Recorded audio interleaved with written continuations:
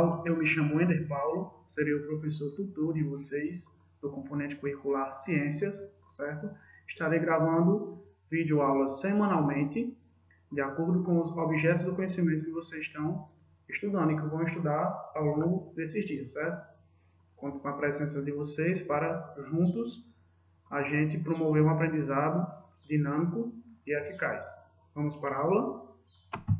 Então, pessoal, hoje a gente vai estudar o objeto de conhecimento átomos e elementos químicos.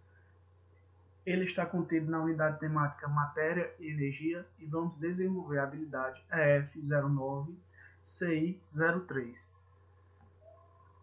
Esse objeto do conhecimento está presente no livro de vocês na página 106, certo? Capítulo 6. E esse capítulo será dividido em duas aulas, em duas partes. A primeira parte a gente vai estudar hoje e a segunda parte na próxima aula.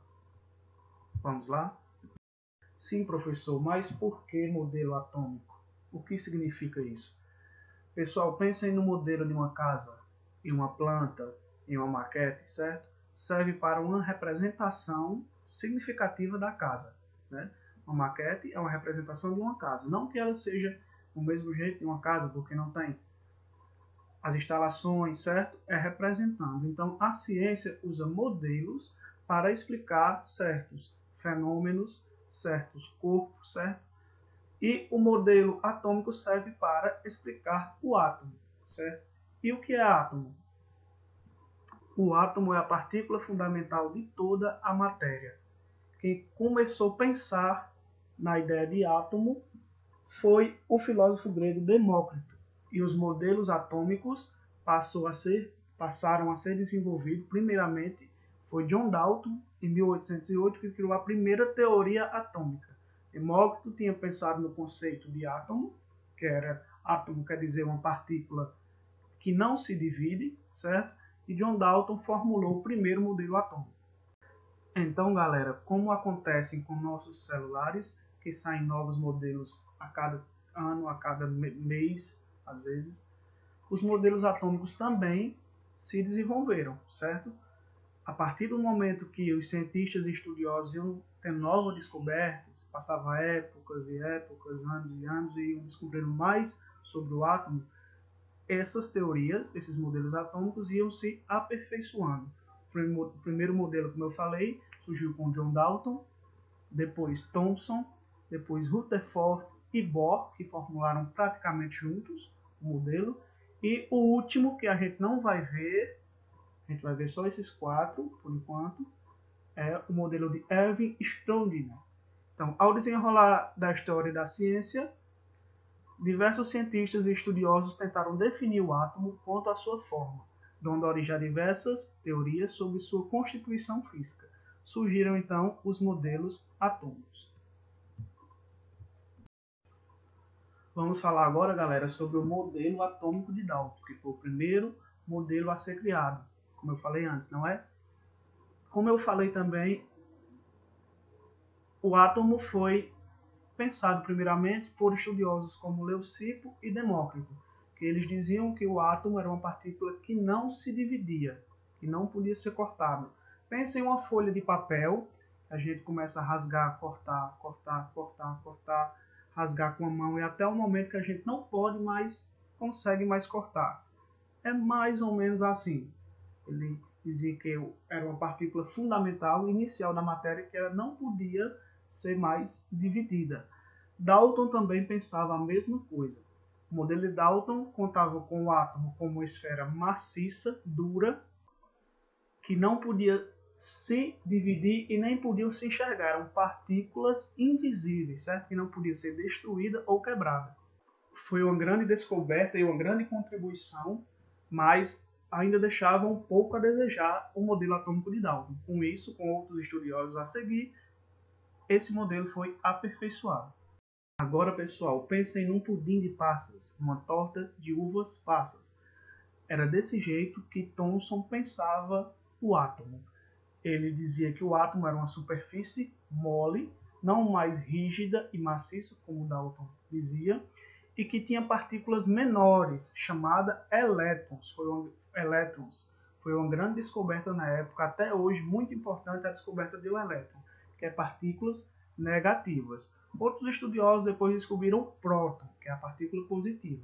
E ele dizia que esses elétrons funcionavam como eu estou dizendo, a uva passa, certo? Ficava colados a essa superfície macia, vocês estão vendo aí na figura laranja, certo? Era o átomo, e essas partículas negativas ficavam colados nela, certo?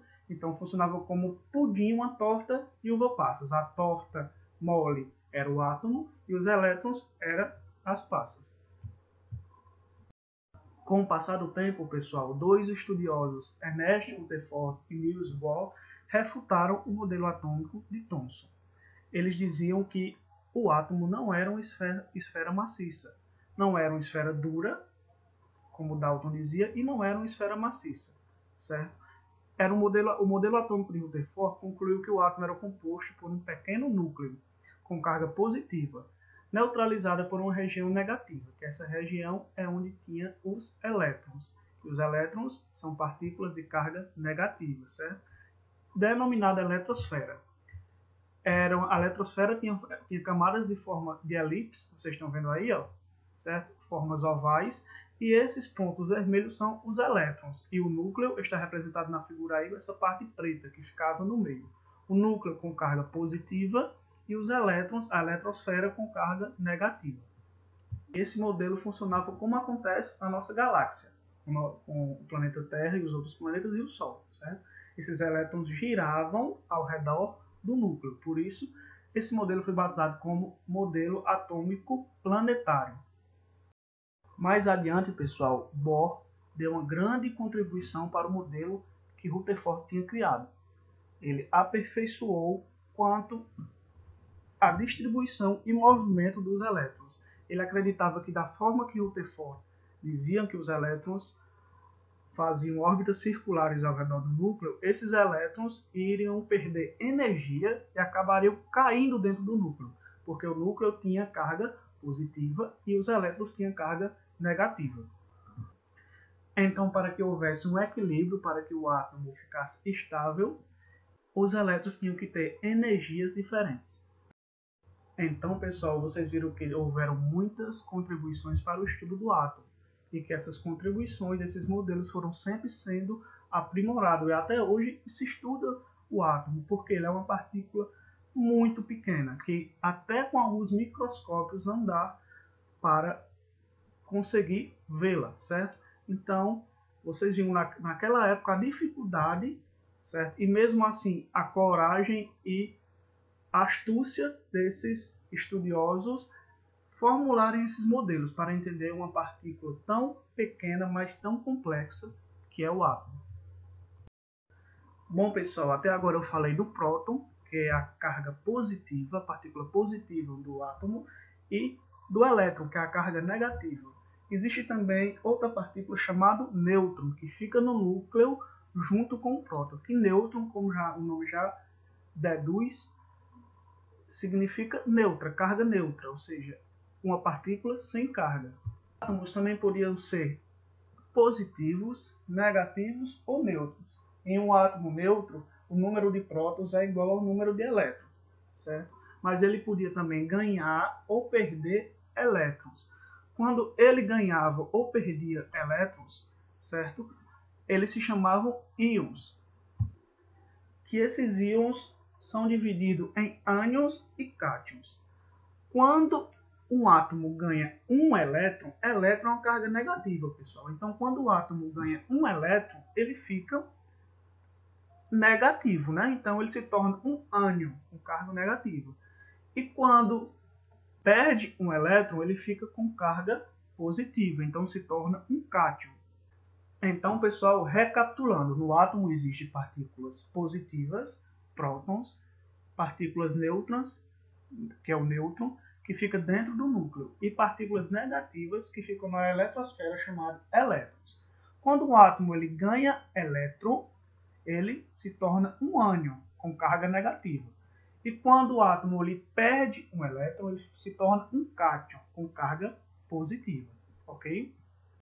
Bom, pessoal, a aula de hoje encerra-se por aqui. Espero que vocês tenham aprendido um pouco sobre os modelos atômicos, espero que vocês tenham gostado da aula, certo? E espero também que se aprofundem, que pesquisem, que esse conteúdo é complexo e muito bom, esse conteúdo é muito amplo. Então, que pesquisem, estudem no livro, busquem outras fontes, certo? E a gente vai continuar esse objeto do conhecimento, esse capítulo, na próxima aula, falando sobre elementos químicos, tabela periódica, número atômico, número de massa, certo? Então, até a próxima, galera.